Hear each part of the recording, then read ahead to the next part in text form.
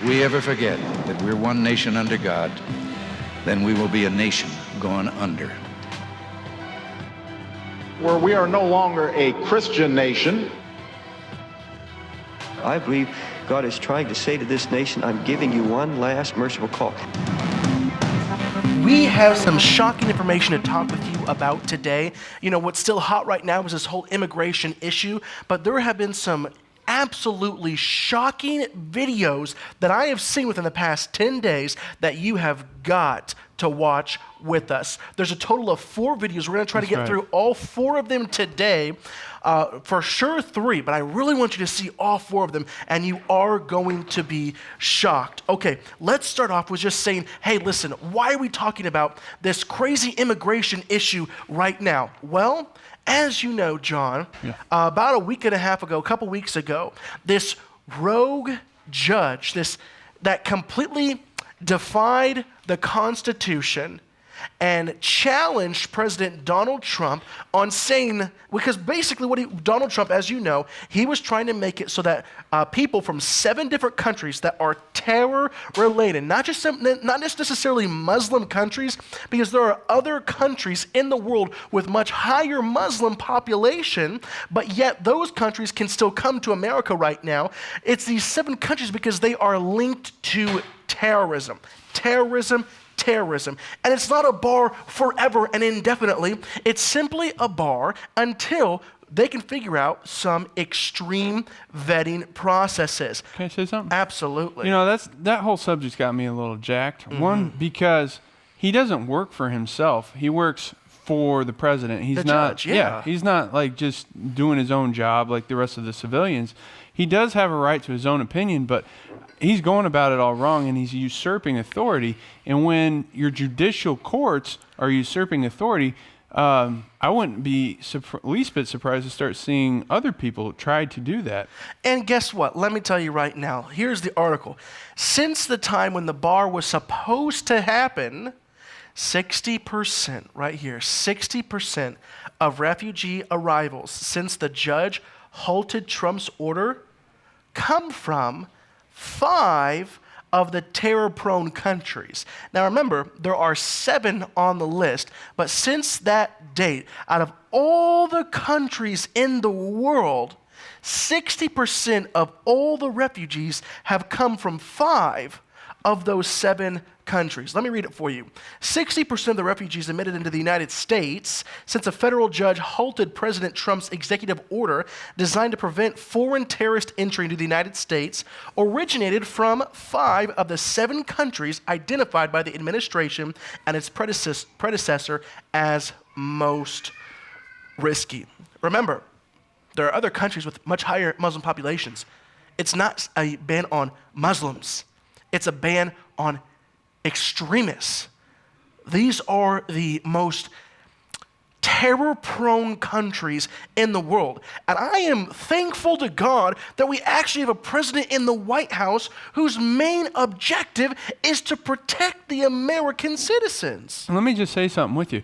You know, if by some chance the 9th District judge, or judges, because there's more than one, do get him banned, and for somehow that actually works, I believe that he should be held accountable if they decide to let more extremists. If anything happens, that judge or those judges should be held accountable publicly. Absolutely. Now, do we believe in having immigration?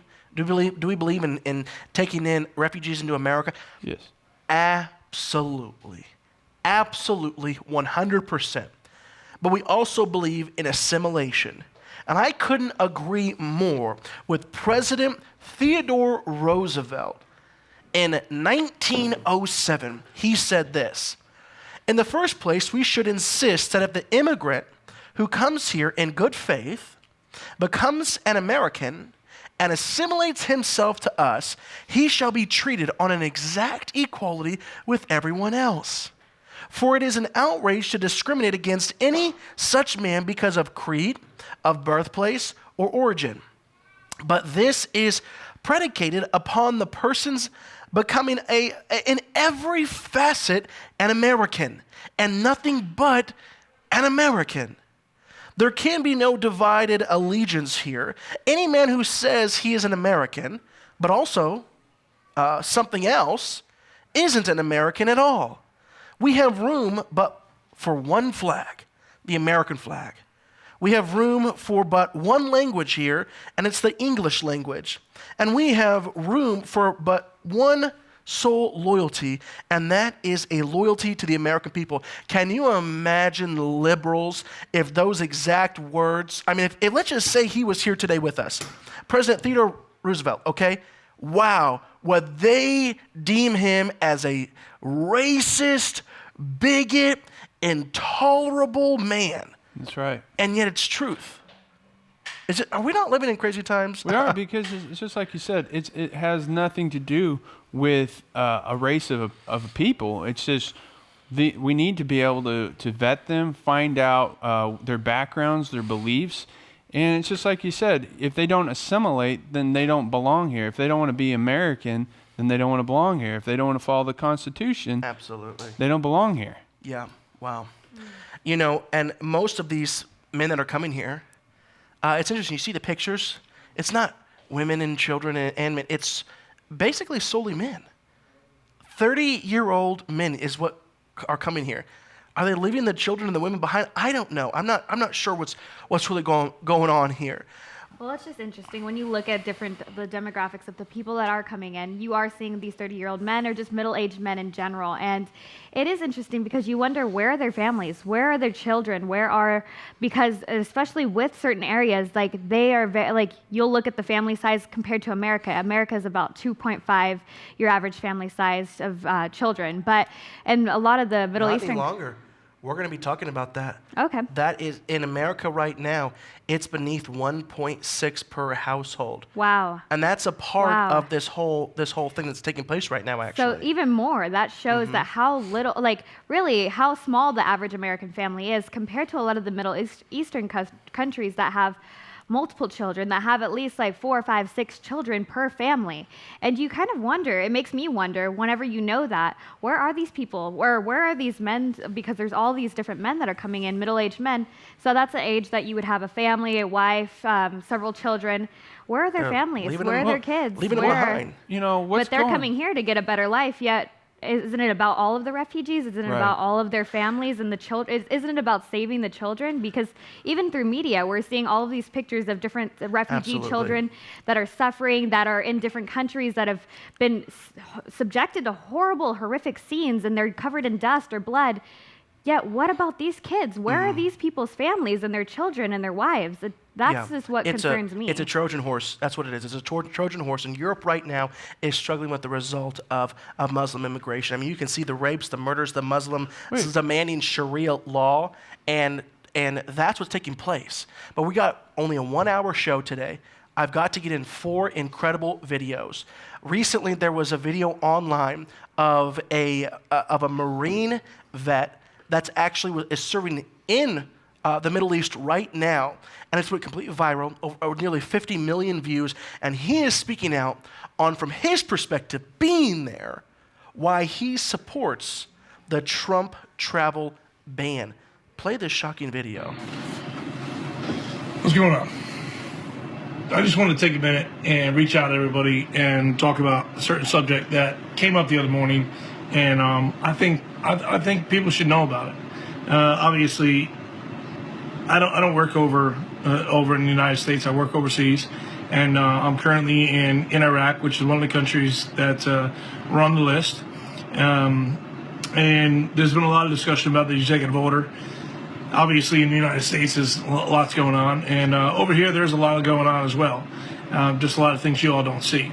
So the other morning, we were having a discussion on the executive order, and a lot of the Iraqis obviously showed their displeasure in this executive order, and why they feel like they've been betrayed by the United States and so on. Now, I'm not here to get into a discussion with you about policies or this or that or anything like that. I just want to talk to you and make a comment about the discussion I actually had with these gentlemen. So I listened to what they had to say, and after they were done, yelling and screaming about their opinion on things, I asked a simple question. And I got an answer to that simple question, and I got it without hesitation. My simple question was, as an American, if I went out in town right now, would I be welcome? And they instantly said, absolutely not, you would not be welcome. And I said, okay, so what would happen if I went out in town? And they said, the locals would snatch me up and kill me within an hour. I'd be tortured first, and after they were done torturing me, I'd probably be beheaded. It would, go on video for everybody to see as, an example. And so I already knew this was going to happen, but I wanted to hear it from them. And, the point I'm trying to make is, this is the local populace that would do this. This isn't ISIS.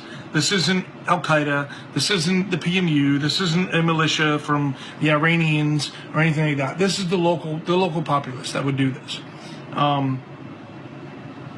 So my question to them was pretty simple then after that. If you would do this to me in your country, why would I let you in my country? Because all this means to me is that if you have the opportunity to take the life of an American, you would do it. So maybe that's something you all need to think about back there. If this is the way some of these cultures feel, this is the way that these countries feel about Americans, why would you be so naive to believe that if they came to the United States, they would do anything any different than what they would do right here in their own country? I don't know, man. Just trying to inform you about what's actually happening on the ground in one of the banned countries. Something you should probably think about. I can't go out in town here. Why should they go outside of my country? Well, I really respect this guy for stepping out there and putting his opinion. I know it's not easy, especially when you're on the front lines, Absolutely. taking care of a job. And I want to say real quick that I admire the men and women who fight for America, who go overseas to really put their lives on the line to protect us back here. And he was actually just on Sean Hannity's Yes, he was. his show a couple days ago. Yeah. And his video went viral, hit like 44 million. Oh, yeah. And climbing. But Wow. his point through the whole video is incredible, is just asking them point blank, why would we invite you over here if your values are to capture us, torture us, and kill us, and then display it publicly? Why would anything change? They say that, if we're the great Satan, Israel is their enemy, what are we expecting by bringing the extremists here? I think we're fooling ourselves. Absolutely. Well, and the other thing is that I think that really it comes down to the media is fooling us. And with that, because he point blank, he's over there, he's talking to the people, he's seeing the actual, the reality of the Firsthand. situation. Where's And Brian Williams on that? yeah, and when we're looking at it over in America, we see all these news networks, and we even just see just social media in general, just anybody and of course, we have, as Americans, as Christians, as people and humans in general, we have a heart for other people. But when you see the media just propelling it even more, saying, well, if you don't want immigrants, then you're a heartless person. If you don't want immigrants, then you don't stand for America. If you don't stand for people, you don't.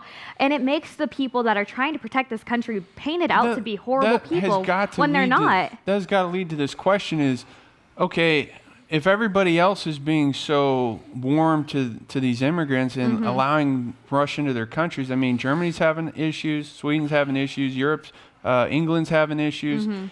Why aren't there surrounding countries taking them in? Why isn't the United Emirates taking them in? That's a question. You got billions of dollars right there with big oil tycoons, and what are they doing? That's a great question, John. I think we need to answer that question. So the question is, why don't refugees, why do they feel so strongly about going to Western countries whenever there are actually very, very wealthy Muslim countries? Now, I'm saying I'm not saying why don't they go to their own countries? I'm saying this. Whenever you have a religion that calls America the great Satan, that refers to us as the scum of the earth, who do they want to kill?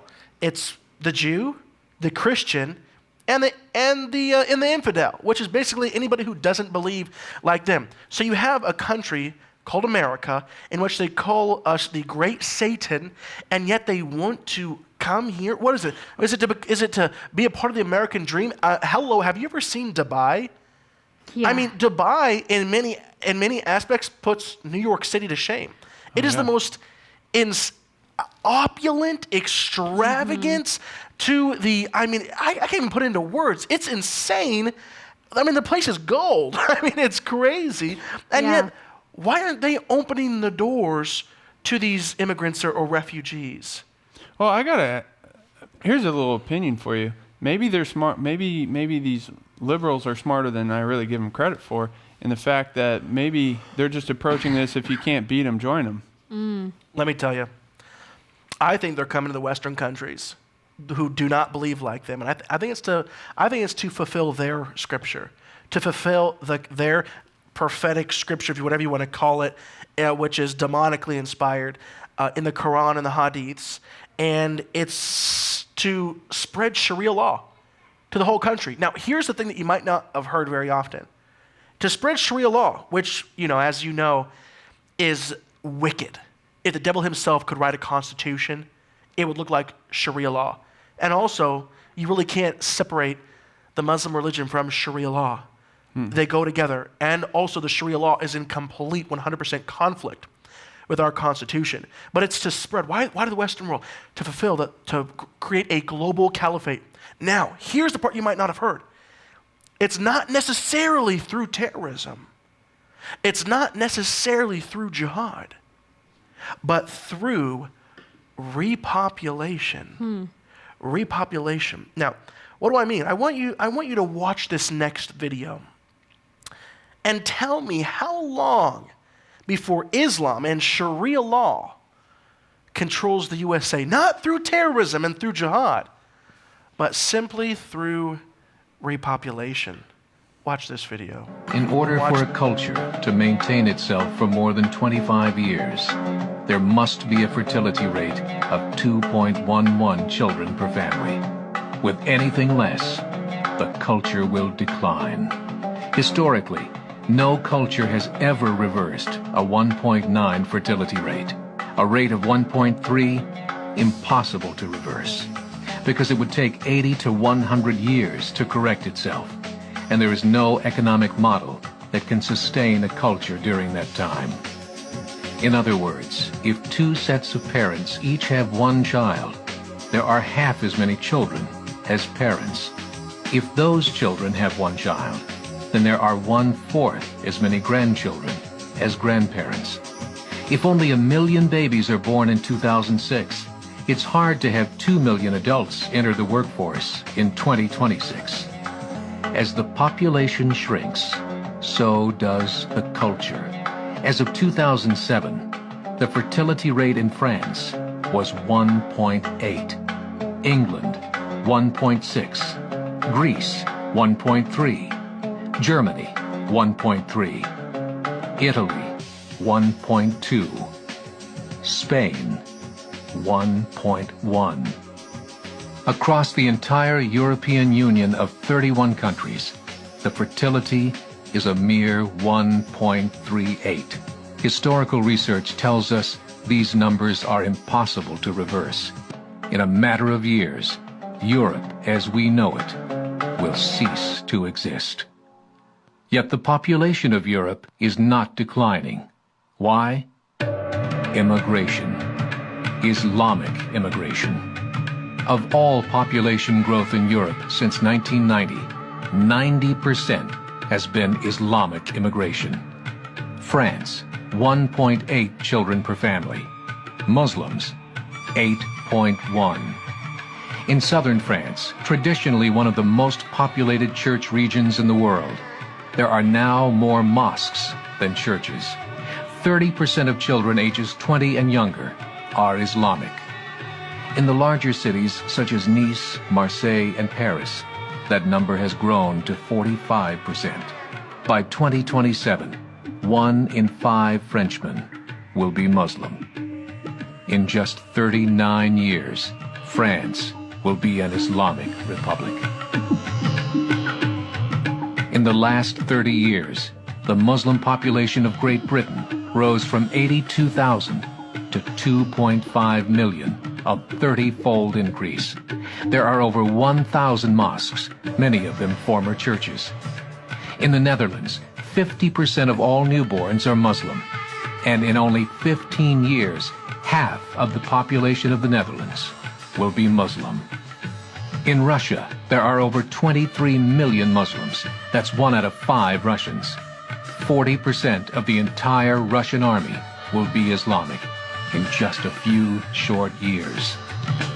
Currently in Belgium, 25% of the population and 50% of all newborns are Muslim. The government of Belgium has stated 1/3 of all European children will be born to Muslim families by 2025, just 17 years away. The German government, the first to talk about this publicly, recently released a statement saying, "The fall in the German population can no longer be stopped. Its downward spiral is no longer reversible. It will be a Muslim state by the year 2050. Muammar al-Gaddafi of Libya said, "There are signs that Allah will grant victory to Islam in Europe without swords, without guns, without conquest. We don't need terrorists. We don't need homicide bombers. The 50+ million Muslims in Europe will turn it into a Muslim continent within a few decades." There are currently 52 million Muslims in Europe. The German government said that number is expected to double in the next 20 years to 104 million. Closer to home, the numbers tell a similar story. Right now, Canada's fertility rate is 1.6, nearly a full point below what is required to sustain a culture. And Islam is now the fastest growing religion. Between 2001 and 2006, Canada's population increased by 1.6 million, 1.2 of those immigration. In the United States, the current fertility rate of American citizens is 1.6. With the influx of the Latino nations, the rate increases to 2.11, the bare minimum required to sustain a culture. In 1970, there were 100,000 Muslims in America. Today, there are over 9 million. The world is changing. It's time to wake up. 3 years ago, a meeting of 24 Islamic organizations was held in Chicago. The transcripts of that meeting showed in detail their plans to evangelize America through journalism, politics, education, and more. They said, "We must prepare ourselves for the reality that in 30 years, there will be 50 million Muslims living in America. The world that we live in is not the world in which our children and grandchildren will live." Wow, wow. 2.11, the population to be able to have all of our American citizens, to be able to maintain the American citizen way of the way that we've been living with Christianity and being able to have diversion, sorry. Well, to have be repopulated, I mean, whenever they say like to sustain a population, you have to have over 2 kids, but yet we're having in America 1.6, other countries down to 1.1, while the Muslim population, 8.1. And 8.1. That's the difference right now, is that they are repopulating the earth. Really, when you look at it, you're looking at Europe, you're looking at Germany, you're looking at France. You're seeing all of these different nations, and you're seeing what's happening in their countries and how successful this is working out for them. And really, in a negative way, because we're looking at the actual areas that these people are living in, and you're seeing the complete difference in areas, a complete difference, a physical change in the areas that people are living in. But you're also seeing a whole shift in the way things are run. You have to change completely like the structure of a country to make room for this, to make room for a different mindset, because you had the country established already, but now it's shifting into a whole different mindset, and it's basically expanding the Middle East. Well, I got a thought on that. You know, Zach and I were talking just before the show back there, and he mentioned something that was so true, which is our grandmothers, our great-grandmothers. Yeah. Do you want to say it? I mean, it was, it's gross, but it is accurate. It's supposed to be, it's a shocking thing. I'm just going to go and say it. The meme, which was supposed to be funny, it was talking about how, well, my great-great-grandma had 10 kids. My great-grandma, she had 7 kids. My grandma had 5 kids. My mom had 3 kids, and I'm sitting here with an abortion and a dog. I mean, just talking about how, over the years, how that is what's really taken place. Where we used to have so many kids, and now it's just, I have a couple of abortions and a dog. Right, and you know, that makes me think, back in 1992, this bill was signed down in Brazil, basically pushing Agenda 21, and one of the big changes that Agenda 21 wanted to make going through the EU was depopulation. Now, since 1992, they've been jamming it down everybody's throat that you shouldn't have that many kids, basically making it inconvenient to have children. Yeah. So by now, people aren't having it. People don't want them, and I mean, that's shocking. It is. 51%. That's it. 51% is the magic number. 51% is the tipping point. Once it's 51%, I mean, you can just kiss what we know as the world goodbye. It's a Trojan horse, is what it is. And the thing is that we have been so scripted. There is a curse. And I believe that the curse, and this is like kind of what we're going to talk about in the parts of the remaining of the show, is that there's a curse. There has been a curse upon America. And Trump is trying to reverse the curse. But yet, it's infuriating the liberals. That's what's taking place. I mean, we live in a backwards world where if you're a Muslim and you come to America, you actually have more freedom than an actual American. I have a couple of different things I want to bring to your attention concerning that fact. I have a little paper here, and it's called Muslims Have More Freedom in America Than Americans Do, which is actually a scripture in Deuteronomy 28 that says if you don't serve God, one of the outcomes of that curse, if you don't serve God, is that the aliens living amongst you are going to rise higher and higher while you become lower and lower. You know, you've heard over the years that, you've never heard that there's a plot. You have never heard that there is a plot to remove Muhammad out of Ramadan. You'd be insane. I mean, I'm saying you've never heard that because the Muslim community would not let you have it. Yeah. But yet you have heard a plot to take Christ out of Christmas, right? You don't hear about 5th grade Muslims being banned from reading the Quran during free reading hour at their schools. But you'd be deemed intolerable, hateful, racist, bigot. But you do hear about students, even the one story that we've read on the show about the 5th grade student, being banned during free reading hour from reading the Bible. More freedom in America than Americans. A Muslim can bring a clock to school that looks like a bomb. And he is celebrated by our president, our then president, praised by Hillary Clinton, invited to the White House, offered an internship on Twitter, and given the opportunity to hang out with Facebook founder Mark Zuckerberg. But a 7-year-old Christian can eat a Pop-Tart into the shape of a firearm and get suspended. Our previous administration can attempt to tell churches to force them to marry homosexuals.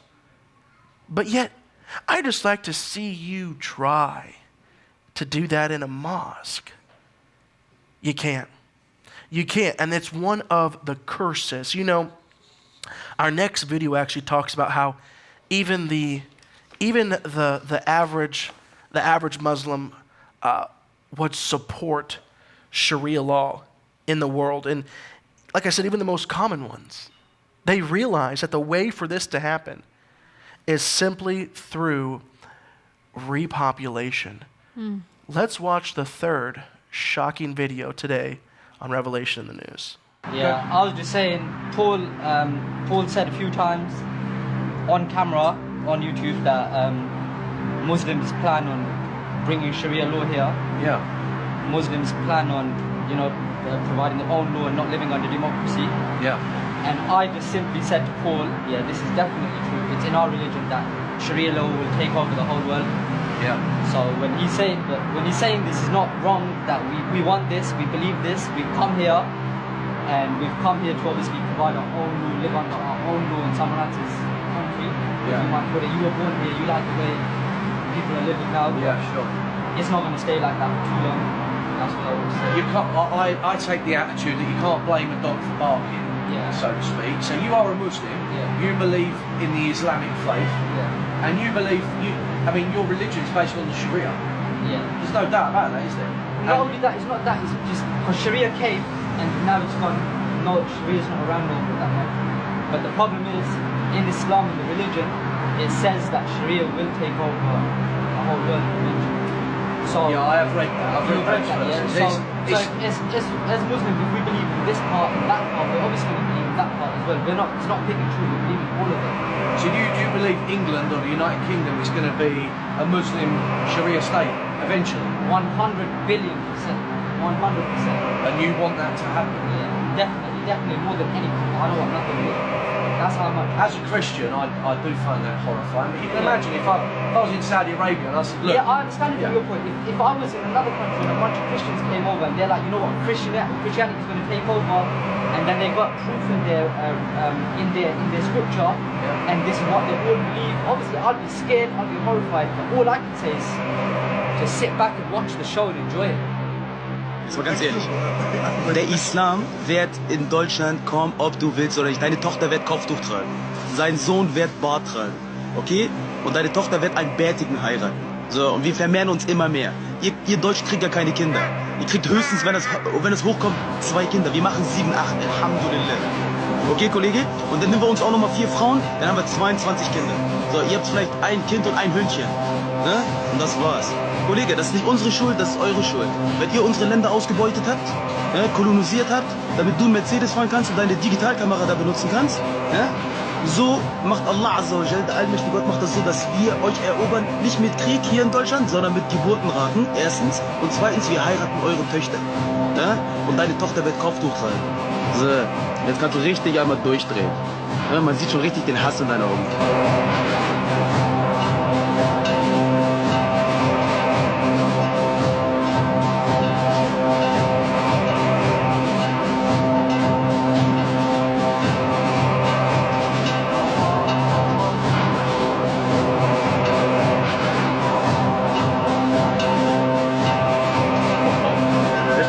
Successive governments and their failed immigration policy have done to our country. We're just going to take a walk down Wembley High Street and show you exactly what's going on.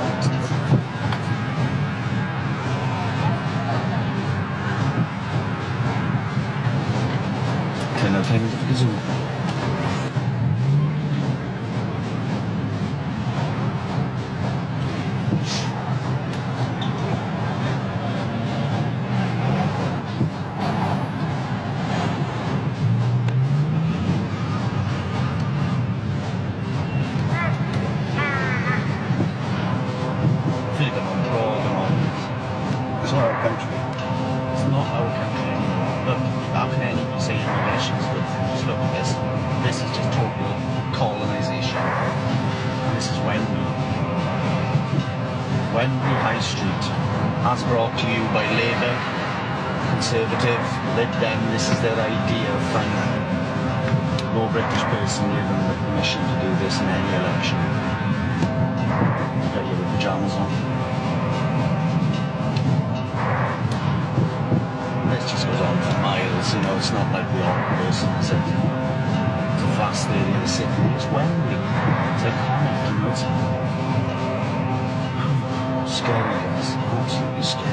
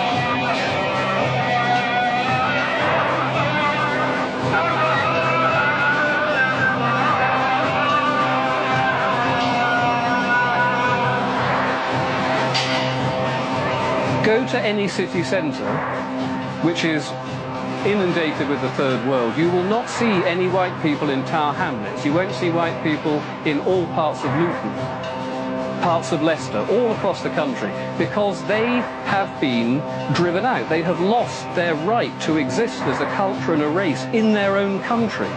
That I term to be genocide.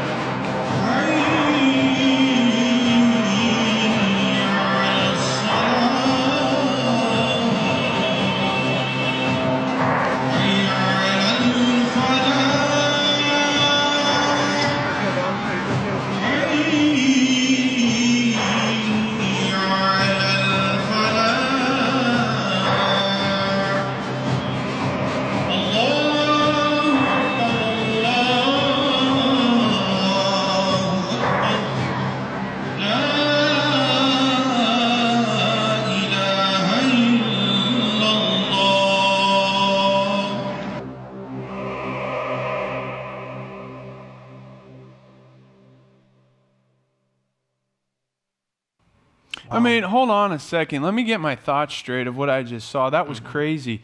I mean, you think of human rights. Human rights is a two-way street. I mean, if we tried to do that in a mosque, we'd be ran out of there. And it's like that first video that we were just watching with the lieutenant sergeant overseas saying if we went and paraded as Christians down their street, you know, calling it Ameristan or something like that, we would be shot. We'd be murdered probably right on the spot. Minutes later, we'd disappear. Yeah. You know, in some of these parts, these countries in Europe, they've lost their city. That's one of the videos. You got to understand. Maybe you're not familiar with that particular country or town or city, but it'd be the equivalent of us going to one of our just regular towns and saying this isn't America any longer. And there are parts. I mean, you've even heard Michigan being called Michiganistan, because there are parts of. Actually, one person came up to me about a year or two ago, and they showed me some pictures of some towns in Michigan, and they said, "Where's this?" I said, "Well, I don't know. Somewhere in the Middle East. I really don't know. Somewhere over there." You'd have no idea that it was actually certain towns within our very within America, and these people, they want to practice Sharia law. That is the kicker. Yeah. That is the kicker. It's not a people. It is a way of laws that are completely contrary to our Constitution and completely contrary to our spiritual constitution, which is the Word of God. Well, and you look at it too, it's so shocking to see, because when that man said in the video, he said, this isn't immigration, this is colonization. They're coming into these countries, they're coming into our country, and they're saying that they're not going to conform, they're not going to assimilate to the country and see how great the American values are, how great Europe's values have been. They're not going to see what this nation has been standing for, because they come in with their own agenda. They're setting the house rules up, they're deciding what laws they're going to follow, what they stand by, what their belief is, and they're not going to back down. And that's where it's so different from all of that's really with immigration, we can't look at it as a whole integration, because some people are coming out of war-torn areas, some people do need help, but then there's also immigration for the purpose of repopulation. And that's what we're seeing right now, when you're seeing masses of people coming in with an agenda and not willing to assimilate and saying that I'm coming in with my own beliefs. You are going to apply your system, or you're going to let down your systems and start applying my beliefs to your life now, because I'm in your country and you're going to listen to me. They're dominating. And we are just sitting back because America, it is a good thing and it's a hard thing to swallow at the same time, because we believe in the American values. We believe in helping others. That's an American dream, is to be able to do well in our own lives and help others around us. That's what America has been founded on as well. But we look at this and we're thinking we're helping them. And in return, they're looking at us and saying, you're just foolish. You're letting us in your house and you have no idea what we're going to do. Wow. But they come in with this plan and they're not going to back down. And the difference between Sharia law and the Constitution of the United States, they don't go anywhere near each other. They can't form, they can't work together. This isn't a law that we can apply and say, in our law or in our court system and say, say, well, we can kind of pull from both, and they're so similar that it could be interchangeable. No. This is night and day. These are two separate laws. And with this coming in, we can't say, there's no way that these fit together. Yeah. You know, I got something to say. I found that very interesting there at the very end. You're seeing an iconic Catholic church being used for Islamic worship. You know, the crazy thing is it's easy to feel like, hey, it doesn't matter when it's not happening here. Yeah. It's easy to feel disconnected when it's on the other side of the pond. But it is happening here. You have Duke University that has its major Catholic cathedral, and it is known to be one of like a Christian university. And here you have them giving up their Catholic church space for worship for the Muslims. Absolutely. Well, and that's not two-way. That's not happening on. They're not giving up anything. Right, and we're not, that's the thing where America, I really feel, and I love the fact that this administration is taking the initiative to say that, no, we're not going to bow down and just give up our land. No, we're not giving up our country. No, we're not going to put our citizens at risk to bring these people in when we're not vetting them, when we're just bringing them in and saying, come on in, we have homes for you, we have lives for you, come into our country, and not even realizing where they're coming from. I love that the fact that this administration wants to vet, wants to do it the right way, because we do want to help people. But at the end of the day, we want to know who's coming in. And we also can't just bow down to everyone else's laws, because we're going to lose the America as we know it. We're going to lose. And that's where America, it is so diverse. It has so many cultures. It's a melting pot of culture. But at the same time, we respect other cultures, but there is an American value that stands firm, and it needs to stand firm. Whether you come in and you want to bring your culture with you, that's fine. But at the same time, you need to respect the culture that has been set up here already. Okay, so this is a letter written to the editor of the Orange County Register, which they would not print because it did not fit their political narrative. And I think it says what being a true American is all about. Listen to this. It's about 5 paragraphs, but it's so worth knowing. Dear editor, so many letter writers have based their arguments on how this land is made up of immigrants. One particular immigrant suggests that we should tear down the Statue of Liberty because the people now in question aren't being treated the same as those who passed through Ellis Island and other ports of entry.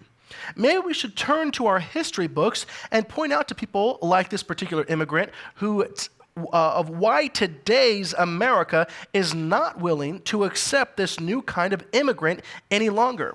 Well, back in 1900, when there was a rush from all areas of Europe to come to the United States, people had to get off a ship and stand in a long line in New York and become documented. Some would even get down on their hands and knees and kiss the ground. They made a pledge to uphold the laws and support their new country in good and bad times. They made learning English a primary rule in their new American households, and some even changed their names to blend in with their new home. They had waved goodbye to their birthplace to give their children a new life and did everything in their power to help their children assimilate into one culture. Nothing was handed to them, no free lunches, no welfare, no labor laws to protect them. All they had were the skills and craftsmanship they had brought with them to trade for a future of prosperity. Most of their children came of age when World War II broke out. My father fought alongside men whose parents had come straight over from Germany, Italy, France, and Japan. None of these first-generation Americans ever gave any thought about what country their parents had come from. They were Americans fighting Hitler, Mussolini, and the Emperor of Japan. They were defending the United States as one people. When we liberated France, no one in those villages were looking for French American or German American or the Irish American. The people of France saw only Americans. And we carried one flag that represented one country. Not one of those immigrant sons would have thought about picking up another country's flag and waving it to represent who they were. It would have been a disgrace to their parents who had sacrificed so much to be here. These immigrants truly knew what it meant to be an American. They stirred the melting pot into one red, white, and blue bowl. And here we are, with a new kind of immigrant who wants the same rights and privileges, only they want to achieve it by playing a different set of rules. One that includes the entitlement card and a guarantee of being faithful to their mother country. I'm sorry. That's not what being an American is all about. I believe that the immigrants who landed on Ellis Island in the early 1900s deserve better than that for all the toil, hard work, and sacrifice in raising future generations to create a land that has become a beacon for those legally searching for a better life. I think they would be appalled that they were being used as an example by those waving foreign country flags, and it ends with this. And for that suggestion about taking down the Statue of Liberty, it happens to mean a lot to the citizens who are voting on the immigration bill. And I wouldn't start talking about dismantling the United States just yet. Well, and that's really, America has become this melting pot of great culture, of great love, of great, just so many different types of people, and it's become this great America. But we can't give that up to say, with this new generation of immigrants coming in, that was powerful whenever you talked about that. The new generation of immigrants that are coming in, they expect the same rights as those immigrants did when they first came here, but they want the entitlement. And there are so many, look at the government programs. Like once you come into our country as an immigrant, you're set up with all of these different government programs, all of this government assistance, all the welfare, all the medical expenses, everything is taken care of for you. It's almost easier and it almost really is better to be an immigrant in America than it is to be an American citizen, because you have more freedom and you have more. Getting to college is easier. Yeah, absolutely. Yeah. All the doors open for you because, that's really, we cater to the immigrant now, which is, it's a good thing. But when you're putting all this money, all this welfare, all of these different benefits to these people and forgetting about your own citizens, that's wrong.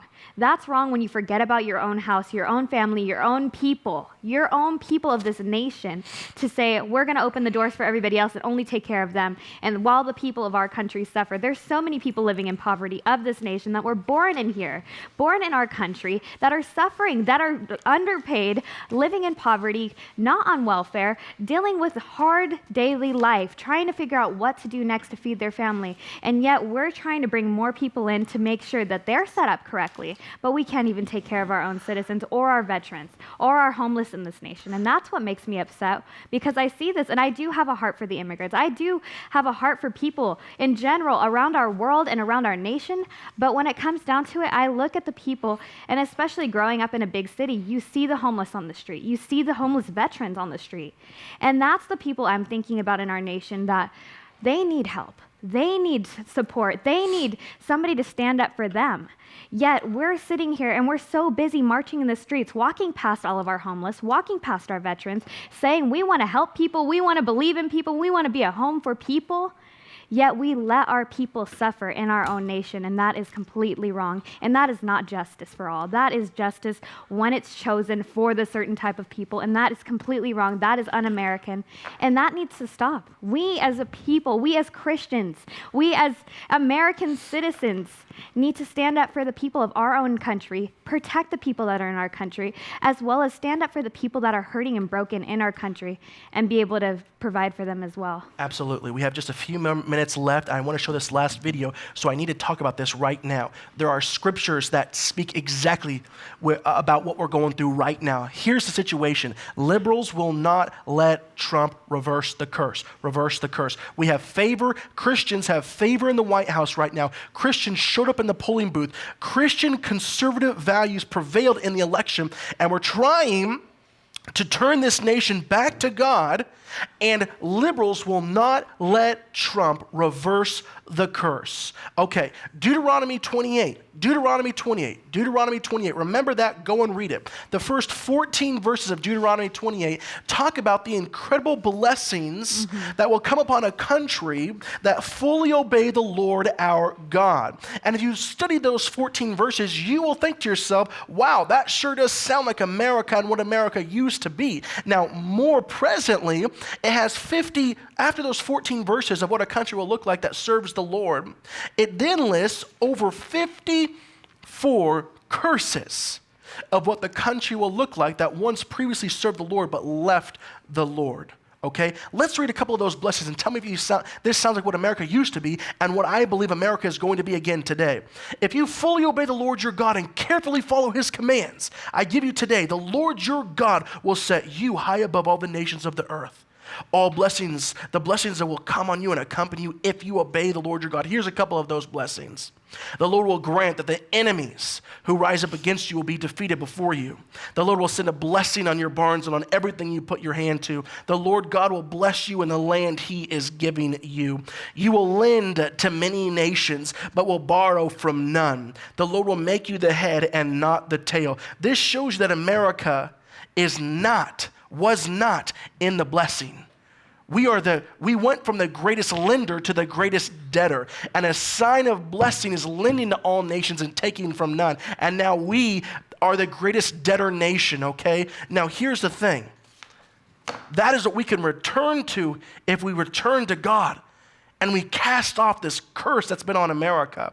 However, if you do not obey the Lord your God and do not carefully follow his commands and decrees I am giving you today, all these curses will come upon you and overtake you. And these are a couple of the curses of what it lists. The Lord will send on you curses, confusion, and rebuke, and everything you put your hand to. The Lord will cause you to be defeated before your enemies. You will come at them from one direction, but flee from them in seven. It also says you'll be unsuccessful in everything you do. Day after day, you'll be oppressed, robbed, with no one to rescue you. It goes on to say, the foreigners, a sign of cursing for once knowing the ways of God but leaving. The foreigners that reside among you will rise higher and higher.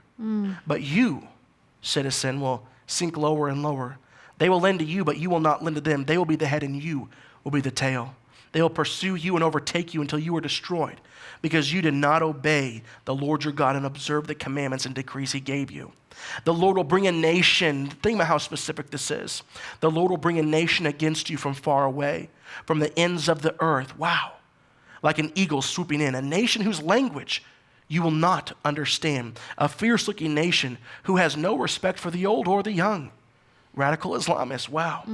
They will lay siege to you and all the cities throughout your land until the high and fortified walls in which you trust fall down, and they will besiege all the cities throughout the land the Lord God has given you. If you do not carefully follow all the words of this law, which are written in this book. What we're experiencing is the curse. We are trying to reverse the curse, and people are fighting it. They celebrate, they bask, they love the curse that America is under. But I pray in Jesus' name that this curse is broken. And let me tell you right now, liberal-based 60 Minutes, the show 60 Minutes, the liberal-based 60 Minutes version from Sweden, they actually went to I believe it was Germany, if I'm not mistaken. And they went over there to see the positive, they wanted to make a positive, feel-good message about the impact that the Muslim refugees had, the refugees that came from Syria, and it backfired in their faces. And they had to rewrite the whole story, actually. And this is one example of liberals coming to the light. Go ahead and play this 60 Minutes refugee piece. If Greece has carried more than its share of the burden, so too has Sweden. A nation with less than half the population of Australia took in 165,000 refugees last year alone and is starting to buckle under the pressure. This is a country that's barely coping. Only 6 months ago, Sweden was proudly proclaiming itself the humanitarian superpower of the world. Now it's closing its borders to refugees without identity papers. And its neighbours are being even tougher. Denmark is stripping asylum seekers of valuables to help pay for their upkeep, confiscating cash and jewellery, basically everything except wedding rings. The message couldn't be clearer.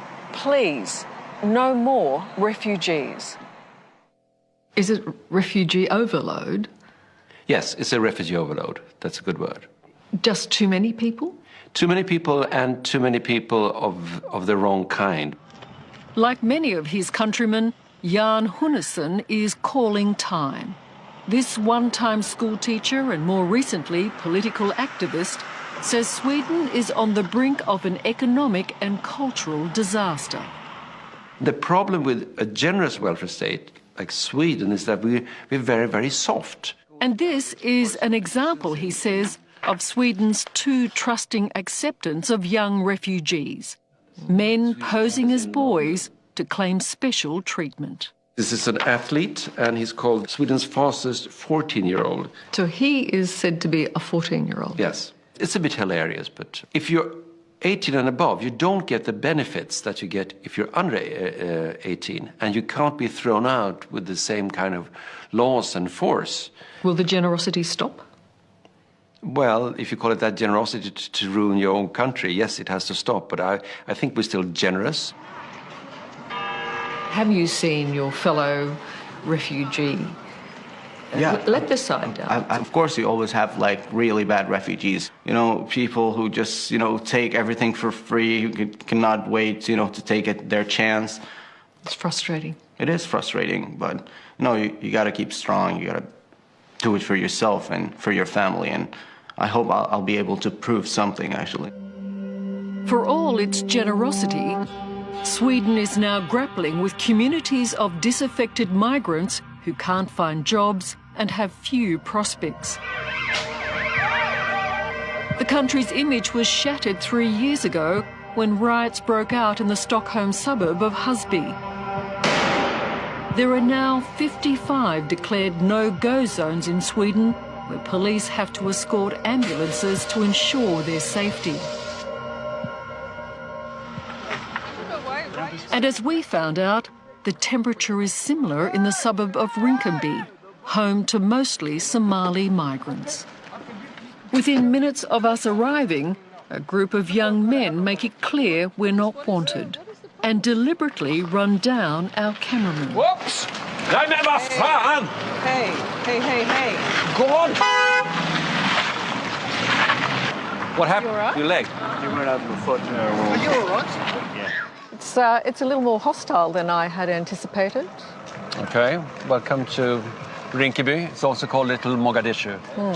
And is that what you're worried about for the future of Sweden? That clash, this clash? Yes, of course. Now, one of your film crew members was run over by a car here, and it took us 1.5 minutes. So yes, we're literally just out of the car, and aggression. And they didn't have any reason to do that, did they? No, well, definitely not. No. We call the police. To be honest, we hadn't anticipated such intense aggression. Our cameraman was... And even they fear their presence will be provocative. I think it's better if you go in without us, because I think it would be... very aggressive. Yeah, okay. if we're young. So we will stay here, and if it is... That's fine. You watch us. Perfect. Thank you. Okay, thank you. Majority here are Muslims from East Africa, and they don't assimilate well into the Swedish culture and society, and they're unemployed, and they're poor.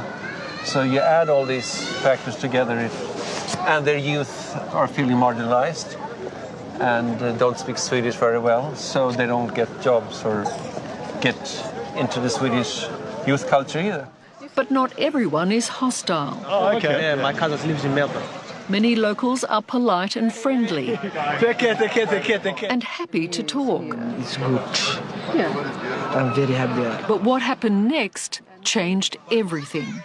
The police leave, and as we prepare to go, young men masking their faces arrive. Good, you're doing good. You're doing good? Yeah. Okay, very good. Take it easy. Okay, you too. And attack. Go! Mate! Go! Don't you touch me! Okay, we're gonna drink. Excuse me. Please, please. Get out of here. No, we are leaving, but you don't need to hurt us. There's no need to be unkind. You can't film. You can't film. No, don't do it. The gang's attention turns when a local intervenes and drives his mobility scooter into the most violent attacker. Move. We've been individually attacked. Soundman has been punched, the producer's been punched, you've been run over, the cameraman. We've all been assaulted and insulted. It's best we leave. Wow. A lot to process from today's revelation in the news show. We are actually out of time, a little over time, so we're going to have to let you go. Remember, just to stand with Jesus in all of this and what he says to stand with and be against what he says to be against. It's as simple as that. Well, this is Revelation in the News, one of your homes for alternative news. We'll see you next time.